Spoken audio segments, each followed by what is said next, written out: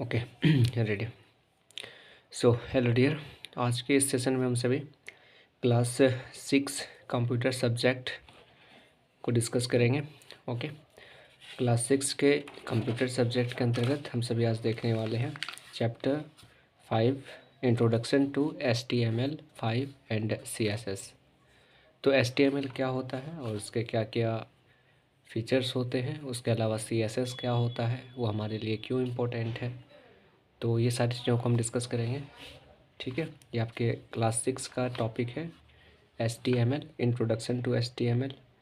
तो देखते हैं HTML क्या है। ठीक है, चैप्टर नंबर 5, पेज नंबर आपका 60 हो जाएगा, तो मैं 60 ओपन कर लेता हूँ। चलिए, तो ये रहा आपका टॉपिक आज का, introduction to HTML। So let's begin our topic. Introduction to HTML में आज देखेंगे सबसे पहले तो HTML होता क्या है, पहले ये इम्पोर्टेंट थिंग होता है जानना। उसके बाद उसके क्या क्या फीचर्स होते हैं, उसका यूज़ हम कैसे करते हैं और किस जगह पे करते हैं, उस चीज़ों को हम डीपली जानेंगे।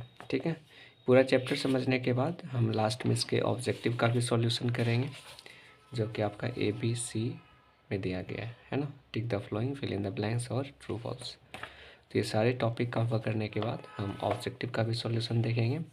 But before start this session, यदि आपको इस सेशन से कुछ सीखने को मिलती है तो लाइक एंड कमेंट ज़रूर करनी है, और यदि कुछ बेटर सीखने को मिलता है तो सब्सक्राइब भी कर लेनी है। ओके, चलिए, बिकॉज सारे के सारे सेशन जो होंगे इसी तरीके से आपको सही तरीके से डीपली बताई जाएगी, एक्सप्लेन की जाएगी हर एक टॉपिक के बारे में, क्या टॉपिक होता है।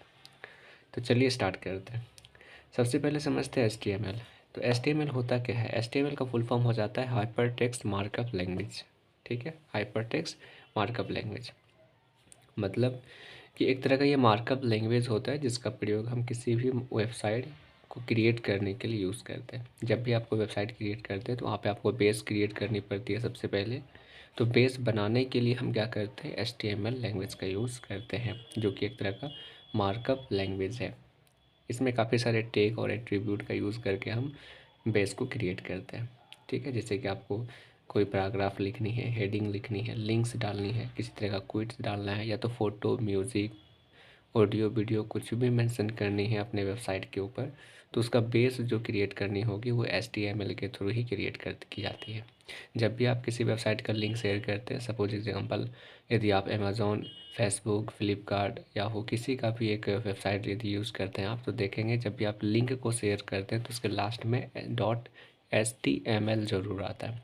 तो HTML आने का उसमें रीज़न मात्र यही है कि जितने भी वेबसाइट डेवलप किए जाते हैं, चाहे वो फेसबुक हो, फ्लिपकार्ट हो या फिर आपका अमेज़ॉन हो, तो उन सभी में कहीं ना कहीं HTML का यूज़ किया गया। बिकॉज बेस जो होता है वेबसाइट का, कोई भी वेबसाइट हो, अब जब भी जनरेट किया जाता है तो उसका बेस क्रिएट करने के लिए HTML लैंग्वेज का ही यूज़ किया जाता है। ठीक है, तो HTML क्या हो गया, हाइपरटेक्स्ट मार्कअप लैंग्वेज, जिसका प्रयोग हम वेबसाइट डिज़ाइन करने के लिए, वेबसाइट को क्रिएट करने के लिए यूज़ करते हैं। ठीक है, इसके काफ़ी सारे कैरेक्टराइज हैं, जैसे कि it is easy to understand and modify. ये समझना, ये जो लैंग्वेज है इसको समझना और इसको मॉडिफाई करना काफ़ी आसान होता है। प्लेटफॉर्म इंडिपेंडेंट लैंग्वेज, ये पूरी की तरह से इंडिपेंडेंट है, इसके लिए किसी को पे करने की ज़रूरत नहीं पड़ती है। Allow us to build table, उसके अलावा हम इसमें टेबल भी क्रिएट कर सकते हैं HTML में। Allow us to add a link on a web page, किसी भी वेब पेज के ऊपर हम लिंक को भी ऐड कर सकते हैं। नॉट केस सेंसिटिव लैंग्वेज, इसमें कोई केस सेंसिटिव नहीं है, यदि आप अपर केस लेना चाहते हैं तो अपर केस भी ले सकते हैं, लोअर केस भी ले सकते हैं, तो सारे केस इसमें एक्सेप्टेड है। उसके अलावा provide a flexible way to design web pages along with the tags, ये काफ़ी ज़्यादा फ्लेक्सिबल होता है।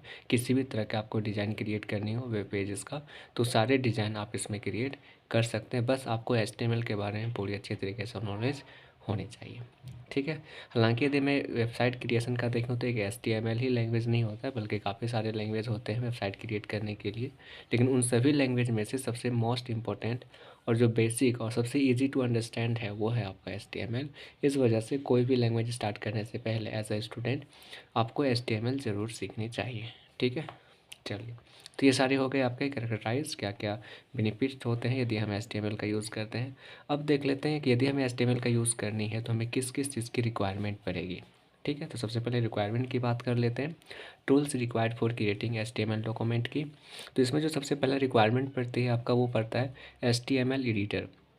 यदि हमें हाइपरटेक्स्ट मार्कअप लैंग्वेज का यूज़ करनी है तो उसके लिए हमें एक एडिटर ऐप की ज़रूरत पड़ती है। और यदि मैं एडिटर ऐप की देखूँ तो टोटली ये दो तरह के मेनली होते हैं। ठीक है, मेनली एडिटर कितने तरह के हो जाते हैं, दो तरीके के। एक होता है WYSIWYZ और एक होता है टेक्स्ट एडिटर।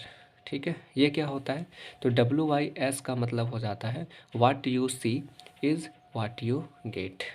तो ये एक ऐसा एडिटर ऐप होता है जिसमें क्या करते हैं हम, जो हम देखते हैं उसी तरीक़े से हम अपना डिज़ाइन कर सकते हैं, यानी कि सिंपली ड्रैग एंड ड्रॉप की मदद से, कॉपी एंड पेस्ट की मदद से वहाँ पे हम क्रिएट कर लेते हैं। वहाँ पे किसी भी तरह के कोडिंग नॉलेज की ज़रूरत नहीं होती है, ईजिली हम वहाँ पे कर पाते हैं। But what you see is what you get नाम का एडिटर जो होता है, इसके अंतर्गत काफ़ी सारे एडिटर आते हैं, जैसे कि वर्डप्रेस आपका आ जाता है, डिज़ाइनर आ जाता है, माइक्रोसॉफ्ट फॉन्टपेज आ जाता है, एडोब ड्रीम वेवर आ जाता है, गूगल वेब डिज़ाइनर आ जाता है, नेटस्केप कंप्रेसर आ जाता है। तो ये सारे जितने भी एप्लीकेशंस हैं वो सारे आपके WYSIWYZ का ही एक एडिटर ऐप है। बट इसमें सबसे मोस्ट इम्पोर्टेंट थिंग ये है कि इसमें यूज़ करने के लिए यदि आप इसका वेबसाइट यूज़ करते हैं तो आपके इसके लिए पे करनी होती है। ठीक है, ये सारे के सारे पेड एप्लीकेशंस होते हैं, पे करेंगे तभी आप HTML का यूज़ इसमें कर सकते हैं और इसमें लिख सकते हैं। ठीक है, बट यदि मैं टेक्स्ट एडिटर देखो तो इसमें किसी तरह का पे करने की ज़रूरत नहीं पड़ती है। आप फ्री ऑफ कॉस्ट नोटपैड को इंस्टॉल कीजिए या तो वर्डपैड को इंस्टॉल कीजिए और इसमें ईजिली आप HTML को राइट कर लेते हैं। ठीक है, इसमें किसी को पे करने की ज़रूरत नहीं है। बट यदि मैं डिफरेंस देखूं इन दोनों में, मेन डिफरेंस क्या है, यदि हमारे पास अनपेड अपडेटेड वर्जन है तो फिर हम पेड वर्जन का यूज़ क्यों करें। तो मेन डिफरेंस यदि हम देखें तो मेन डिफरेंस यहाँ पे ये आ जाता है कि WYS का यदि हम यूज़ करते हैं तो इसके पास क्या होता है, काफ़ी सारे अलग अलग टेम्पलेट होते हैं, काफ़ी सारे डिज़ाइंस होते हैं और ऐसे ऐसे अपडेटेड वर्जन्स होते हैं जिसका बखूबी हम सभी अभी प्रेजेंट पे यूज़ कर रहे होते हैं। लेटेस्ट वर्जन इसमें सारी चीज़ें होती है और इसमें क्या खासियत है कि इसमें किसी तरह कोडिंग नॉलेज की ज़रूरत नहीं पड़ती है। मोस्ट इंपॉर्टेंट थिंग ये इसमें हो जाता है कि इसमें कोडिंग नॉलेज की आपको ज़रूरत नहीं है। यदि आपको कोडिंग नॉलेज नहीं भी है फिर भी आप यहाँ पे आकर के वेबसाइट को डिज़ाइन कर सकते हैं, वेबसाइट को क्रिएट कर सकते हैं। बट यदि मैं टेक्स्ट एडिटर देखूँ जो कि फ्री ऑफ कॉस्ट है, जैसे कि नोटपैड या वर्डपैड, तो यदि आप इसका यूज़ करके HTML राइट करते हैं तो यहाँ पे आपको क्या चाहिए, HTML का पूरी नॉलेज चाहिए आपको। जब तक आपके पास पूरी नॉलेज नहीं होगी तब तक आप HTML को राइट नहीं कर पाएंगे, कोई भी वेबसाइट को क्रिएट नहीं कर पाएंगे। ठीक है, यहाँ पे सबसे जो मेन एरर लगाता है वो ये लगाता है कि नोटपैड में यदि आपका एक लेटर भी मिसमैच हो जाता है, ठीक है, कोई भी आपका कोड थोड़ा सा भी मिसमैच हो जाता है तो पूरा का पूरा प्रोग्राम आपका करप्ट हो जाएगा, एरर मार देगा। ठीक है, तो ये सबसे मेन चीज़ हो जाती है नोटपैड और आपका वर्डप्रेस यानी कि WYS में डिफरेंस। ठीक है, तो आप बखूबी समझ सकते हैं। यदि आपको पेड वर्जन यूज़ करनी है तो आसान से आप क्या कर सकते हैं, WYS का यूज़ कर सकते हैं। अदरवाइज आपके लिए टेक्स्ट एडिटर है जो कि फ्री ऑफ कॉस्ट है। बस इसमें यही रिक्वायरमेंट है कि आपके पास नॉलेज होना चाहिए और ये बोलता है कि नॉलेज की कोई ज़रूरत नहीं है, बस आप पे कीजिए, इसके लिए सारा काम मैं आपको करके दे दूँगा। ठीक है, तो ये दोनों आपके एडिटर ही हो जाते हैं। इन दोनों में से किसी का भी आप यूज़ कर सकते हैं, चाहे आप WYS का कीजिए या तो फिर टेक्स्ट एडिटर का कीजिए। क्लियर, तो ये आपके एडिटर हो जाते हैं। उसके अलावा एक यूज़ पड़ता है आपका ब्राउज़र का। ठीक है, यदि आप मान लीजिए इन दोनों में से किसी का भी एडिटर यूज़ करते हैं, उसके बाद मोस्ट इम्पॉर्टेंट रिक्वायरमेंट जो पड़ती है वो है आपका वेब ब्राउज़र। क्योंकि आप जो HTML राइट करते हैं उसको लास्ट में देखने की भी ज़रूरत पड़ती है कि हमारा जो वेबसाइट हो किस तरीके से जनरेट हुआ, किस तरीके से कंप्लीट हुआ। तो उसको देखने के लिए, ठीक है, डिस्प्ले करने के लिए हमें वेब ब्राउज़र का ज़रूरत पड़ती है। और यदि मैं वेब ब्राउज़र देखो तो बिल्कुल फ्री ऑफ कॉस्ट हमारे पास अवेलेबल है, जैसे कि आपका गूगल का क्रोम हो गया, फ्री ऑफ कॉस्ट है। मोजिला फायरफॉक्स है, ये भी फ्री ऑफ कॉस्ट है। उसके अलावा नेटस्केप नेविगेटर, माइक्रोसॉफ्ट ईजे, यानी कि कोई भी वेब ब्राउज़र लीजिए, सारे के सारे वेब ब्राउज़र आपके लिए क्या हैं, तो फ्री ऑफ कॉस्ट है। ठीक है, तो बस ये दो चीज़ें की ज़रूरत पड़ती है, एक एडिटर और एक ब्राउज़र। एडिटर में आपका दो तरह का आ गया, पेड और अनपेड, और वेब ब्राउज़र आपके सारे फ्री ही होते हैं। ठीक है। तो बस ये 2 चीज़ें हमें ज़रूरत पड़ती है। यदि हमें रिक्वायरमेंट समझ में आ गई तो अब आगे आता है कि इसमें टैग और एट्रीब्यूट क्या होता है। चूँकि मैंने अभी बोला था कि एचटीएमएल में क्या होता है, टैग और एट्रीब्यूट का यूज़ करके ही हम पूरे के पूरे वेबसाइट को जनरेट करते हैं, पूरा का पूरा कोडिंग लिखते हैं। तो टैग क्या होता है, ठीक है। तो यदि मैं टैग देखूँ तो टैग को सबसे आसान लैंग्वेज में यदि हम बोलें तो आसान लैंग्वेज में हम बोल सकते हैं कि टैग जनरली क्या होता है, तो एक तरह का कमांड होता है, ठीक है। जैसे कि जनरली भाषा में हम किसी को ऑर्डर देते हैं, कमांड देते हैं, ऐसे काम करनी है ना। तो वहाँ पे यदि हमें एचटीएमएल के अंतर्गत किसी को कमांड देनी होती है, कंप्यूटर को यदि ऑर्डर देनी होती है, तो हम उसको कमांड ना बोल करके उसको हम क्या बोल देते हैं, टैग बोल देते हैं। बस यही है आपका टैग, ठीक है। अब जो टैग होते हैं इसमें एक रूल है एचटीएमएल में कि जब भी कोई टैग लिखा जाएगा तो वो एक एंगल ब्रैकेट के अंदर लिखा जाएगा, ठीक है। कोई भी टैग, कोई भी कमांड, कोई भी ऑर्डर यदि हम देते हैं एचटीएमएल में तो उसको किस में लिखनी है, तो एंगल ब्रैकेट के अंदर में लिखनी है। और ये कोई कैश सेंसिटिव नहीं होता है, आप छोटी बड़ी कोई भी लेटर का यूज़ कर सकते हैं, कोई कैश सेंसिटिव ये नहीं है, ठीक है। तो काफ़ी आसान है एचटीएमएल को सीखना। अब देखते हैं कि टैग जनरली दिखता किस तरीके का है। तो एक देखिए यहाँ पे दिया गया है BR टैग, जो कि एंगल ब्रैकेट के अंदर बंद है, ठीक है। तो ये BR क्या बोलता है, BR बोलता है ब्रेक लाइन, ठीक है। यदि आपको कोई सेंटेंस आपने लिखा, उस लाइन को आपको ब्रेक करनी है, बीच में तोड़नी है, तो वहाँ पे आप एक कमांड यानी कि टैग का यूज़ करते हैं जिसको बोलते हैं BR टैग। तो ये जो टैग है वो क्या करेगा, ब्रेक कर देगा। उसी प्रकार एक है आपका टाइटल, ये भी आपका एक तरह का टैग है। हेड, ये भी आपका एक टैग है, ठीक है। तो टाइटल क्या करता है, तो जनरली ऊपर जो टाइटल लिखा जाता है किसी वेबसाइट के ऊपर, उस टाइटल को मेंशन किया जाता है इसके बीच में।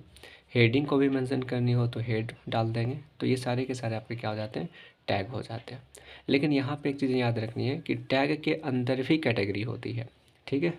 टैग तो समझ में आ गया कि कमांड होता है टैग, बट टैग के अंदर भी कैटेगरी होती है। और कितने होते हैं, तो 2 कैटेगरी होते हैं। एक होता है कंटेनर टैग और एक होता है इम्पैटी टैग। कंटेनर टैग क्या होता है, तो कंटेनर टैग बोलता है कि कोई भी टैग यदि आप मेंशन करते हैं एचटीएमएल के अंतर्गत, तो वहाँ पे आपको opening time and ending time दोनों टाइम आपको क्या करनी पड़ेगी, तो उस टैग को मेंशन करना पड़ेगा, ठीक है। तभी वो स्मूथली रन करेगा, एंड अदरवाइज करप्ट कर जाएगा, ठीक है। तो ये होता है कंटेनर टैग। और इम्पैटी टैग क्या बोलता है, तो इम्पैटी टैग बोलता है कि हमको सिर्फ ओपनिंग के टाइम ही चाहिए, एंडिंग के टाइम नहीं चाहिए, ठीक है। तो इसको 1 टाइम डालते हैं इम्पैटी टैग को, और कंटेनर टैग को कितने बार डालते हैं, तो 2 टाइम, एक ओपन करने टाइम और एक एंड करने टाइम, ठीक है। तो यहाँ पे जो टाइटल और हेड है ये दोनों टैग आपका कंटेनर टैग के अंतर्गत आ जाएगा, बिकॉज इसको ओपन करने पर और लास्ट जब आपका हो जाता है, यानी कि जैसे आपने टाइटल लिखा, अब जो भी आपको टाइटल चाहिए, सपोज हमने लिखा इंट्रोडक्शन टू कंप्यूटर, तो इंट्रोडक्शन टू कंप्यूटर हमारा टाइटल हो गया, तो बीच में उसको लिख देंगे इंट्रोडक्शन टू टाइटल, और लास्ट में हमें फिर ये डालनी होगी, है ना, angle bracket open slash title close angle bracket. तो ये हमें क्या किया, यहाँ पे 2 बार हमने इसको मेंशन किया, इस वजह से ये क्या हो जाएगा, तो कंटेनर टैग हो जाएगा। हेड भी क्या है, तो कंटेनर टैग है। बट यदि मैं BR देखूँ, HR देखूँ, तो BR और HR जो टैग है वो क्या है, तो इम्पैटी टैग है। दैट्स इट, ठीक है। बस 2 तरह के टैग आपको याद रखने हैं। उसके अलावा एक होता है इसमें एट्रीब्यूट। एट्रीब्यूट क्या हो जाता है एचटीएमएल के अंतर्गत, तो एट्रीब्यूट एक ऐसा कीवर्ड हो जाता है जिसका यूज़ हम टैग के अंदर किसी चीज़ को स्पेसिफाई करने के लिए करते हैं। अब ये क्या चीज़ें हो गई, तो सपोज कीजिए कि आपने कोई टाइटल लिख दिया, सपोज जैसे अभी मैंने बोला इंट्रोडक्शन टू कंप्यूटर, तो इंट्रोडक्शन जो कंप्यूटर आपने लिखा हुआ है उस टैक्स को सपोज कीजिए आपको बोल्ड करनी है या इटैलिक करनी है, या तो उसका कलर चेंज करनी है, उसको अंडरलाइन करनी है, उसका फॉन्ट चेंज करनी है, तो वहाँ पे क्या करेंगे, टैग के अंदर भी आप कुछ ना कुछ उसको एडिशनल इन्फॉर्मेशन देंगे कि फ़ॉन्ट साइज़ हमें 4 चाहिए, फ़ॉन्ट साइज़ 6 चाहिए। तो जो एडिशनल आप उसको कमांड दे रहे हैं, उस एडिशनल कमांड को हम बोलते हैं एट्रीब्यूट, ठीक है। क्लियर है। तो एट्रीब्यूट क्या हो गया, तो टैग के अंदर जो एडिशनल इन्फॉर्मेशन ऐड करेंगे वो हो जाएगा हमारा एट्रीब्यूट। बट यहाँ पे सिर्फ इतना याद रखने कि जब भी कोई एट्रीब्यूट को लिखते हैं तो उसको इक्वल साइन देते हैं, इक्वल साइन के बाद ही हम उस एट्रीब्यूट को राइट डाउन करते हैं, ठीक है।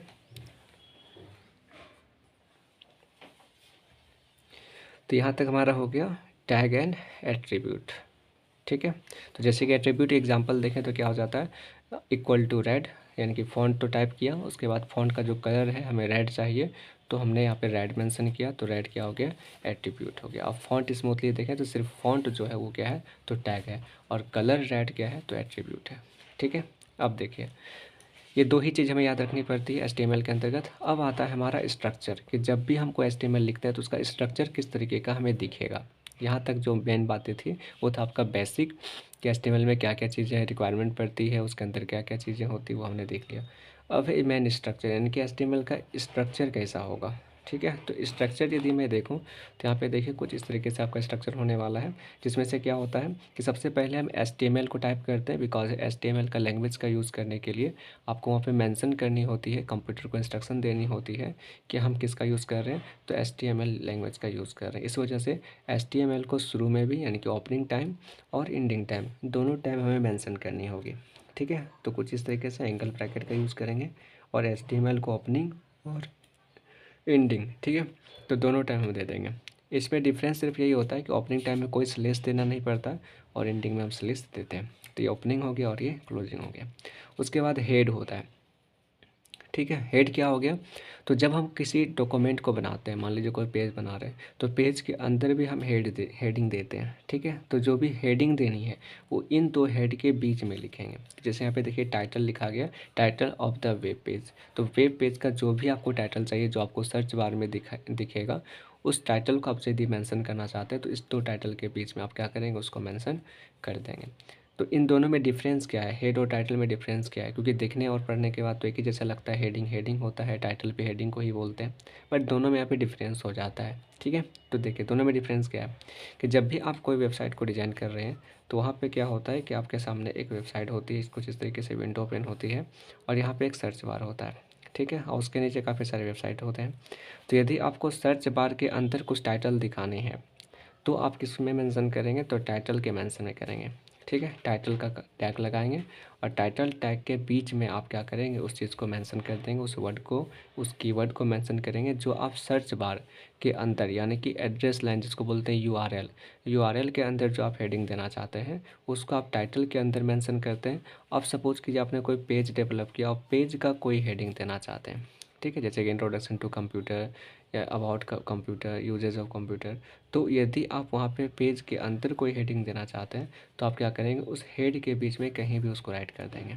ठीक है, तो ये मेन डिफरेंस हो जाता है। ये क्वेश्चन भी अराइज किया जाता है एग्जाम में कि हेड और टाइटल टैग में क्या डिफरेंस है। तो बस इतना ही डिफरेंस है कि टाइटल क्या करता है, यूआरएल के अंदर के हेडिंग को देखता है, और हेड क्या करता है, तो हेड टैग डॉक्यूमेंट के अंदर जो हेडिंग है उसको मेंशन में दिखाता है। ठीक है, चलिए, तो यहाँ तक हो गया। अब आता है आपका मेन बॉडी पार्ट, यानी कि आपने क्या किया, टाइटल हेडिंग तो डाल दिया, अब कुछ उसमें राइट भी तो करनी है, जो मेन पार्ट होता है। सपोज कीजिए आपने लिखा इंट्रोडक्शन टू कंप्यूटर, तो इंट्रोडक्शन टू कंप्यूटर के भी तो कुछ पॉइंट्स लिखेंगे आप, 10 पॉइंट, 15 पॉइंट, 20 पॉइंट। तो वो जो पॉइंट लिखेंगे, वो जो सेंटेंसेस लिखेंगे, वो सारा का सारा आप बॉडी में लिखते देते हैं। ठीक है, तो बॉडी भी आपका क्या होता है, एक तरह का कंटेनर टैग होता है। इसको भी ओपनिंग और क्लोजिंग दोनों टाइम हमको मेंशन करना होता है, और उसके बीच हम क्या कर देते हैं, सारे कंटेंट हम मेंशन कर देते हैं। 10 लाइन, 20 लाइन, 25 लाइन, जितने भी लाइन आपको राइट करनी है उस चीज़ को आप राइट यहाँ पे कर देते हैं। ठीक है, इस तरीके से आपका पूरा का पूरा स्ट्रक्चर कंप्लीट हो जाता है, और फिर लास्ट में आप HTML को मेंशन कर देते हैं, और ये आपका हो गया HTML डॉक्यूमेंट रेडी। ठीक है, तो इस तरीके से आपका स्ट्रक्चर होता है HTML डॉक्यूमेंट का। इसमें हम किसका किसका यूज़ करते हैं, तो सबसे पहले हम HTML टैग का यूज़ कर लेते हैं, फिर हेड टैग, फिर टाइटल टैग, उसके अलावा बॉडी हो गया।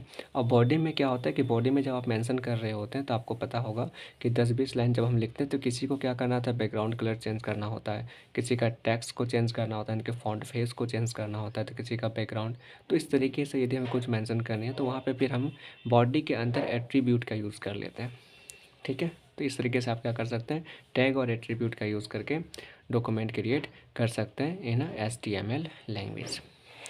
अब है कि creating and saving HTML document. ठीक है, अब मेन बात आती है, स्ट्रक्चर तक तो ठीक है, स्ट्रक्चर तो हमने जान लिया, अब हमें बनानी है। तो बनाने के लिए क्या करनी होगी, तो सबसे पहले हमें नोटपैड एप्लीकेशन डाउनलोड करनी होगी। ठीक है, नोटपैड को जैसे आप इंस्टॉल करते हैं और उसको ओपन करते हैं तो कुछ इस तरीके से आपको विंडो शो होगी। जैसे ये विंडो शो होगी वहाँ पे आपको सिंपली इसी तरीके से, जैसे मैंने अभी स्ट्रक्चर बताया, इसी तरीके से आपको राइट कर लेनी है। तो जैसे यहाँ पे देखें तो टाइटल में क्या दिया है, my first web page in HTML, और हेडिंग में क्या दिया है, तो हेडिंग को पूरा पूरा ब्लैंक छोड़ दिया है, हेडिंग कुछ नहीं दिया है, ठीक है।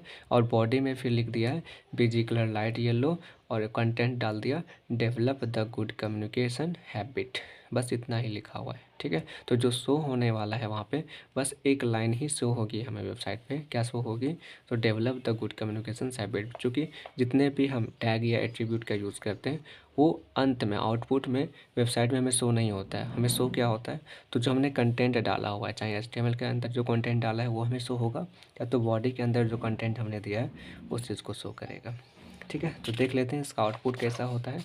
तो देखिए कुछ इस तरीके से आपका आउटपुट होने वाला है। जब आप उतना सारा HTML को राइट डाउन कर लेते हैं तो यहाँ पे देखिए क्या शो हो रहा है, तो develop the good communication habit, ये आपका पेज में आ गया। और टाइटल के अंदर क्या डाला गया था, तो माय फर्स्ट वेब पेज, इस वजह से ये हमें URL में दिख रही है, URL का हेडिंग दिख रही है, ठीक है। तो ये टाइटल हो गया और ये बॉडी हो गया। तो इस तरीके से आपका क्या हो जाता है कि जब भी आप कोई HTML राइट करते हैं नोटपैड में, जो कि आपका फ्री ऑफ कॉस्ट ऐप है, तो वहाँ पे आप इस तरीके से उसको राइट डाउन करेंगे, व्यू कर सकते हैं, ठीक है। जब भी आप कोई राइट करते हैं तो सबसे पहले उसको सेव करनी होती है। सेव करने के लिए सेव एज में जाते हैं, उसका जो भी नाम देनी है वो नाम दे करके डॉक्यूमेंट में जा करके आपको सेव कर लेनी होती है। और फिर दोबारा जब आप उसको ओपन करते हैं किसी भी ब्राउज़र में, तो इस तरीके से आपका आउटपुट वो दिखने को मिलेगा, ठीक है।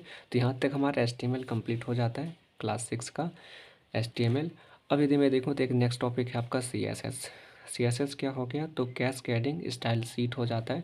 इसका यूज हम तब करते हैं, सपोज कीजिए आपने HTML के थ्रू कोई वेबसाइट डिज़ाइन किया, अब उसके अंदर कुछ और कस्टमाइज़ करनी है, ठीक है।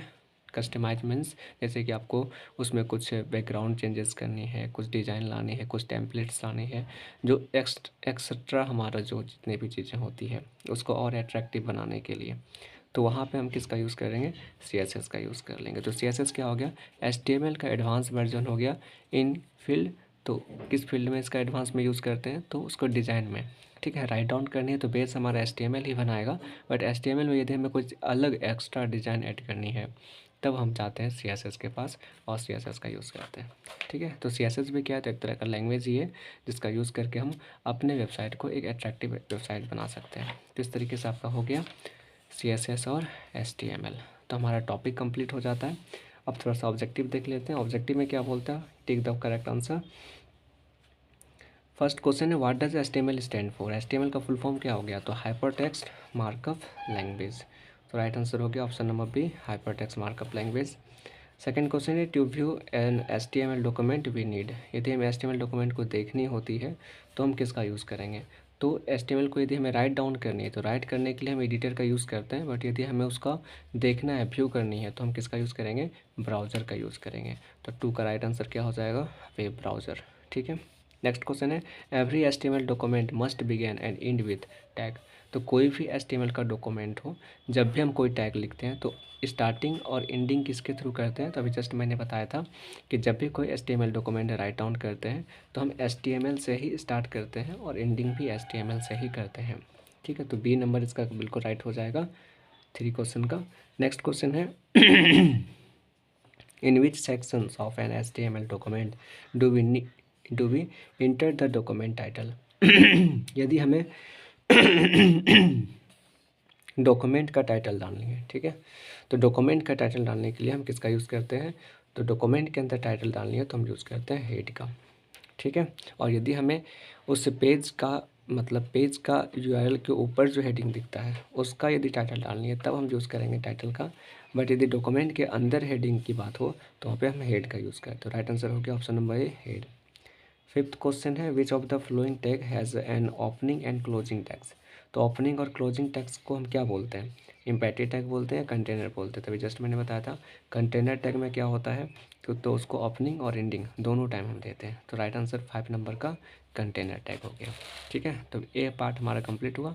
बी पार्ट में क्या बोलता है, फिल इन द ब्लैंक्स में, तो HTML is language used for creating web pages, ठीक है। तो HTML एक तरह का कौन सा लैंग्वेज हो जाता है, तो HTML का एक लैंग्वेज हो जाता है मार्कअप लैंग्वेज, ठीक है, हाइपरटेक्स्ट मार्कअप लैंग्वेज। तो ये हमारा मार्कअप लैंग्वेज हो गया।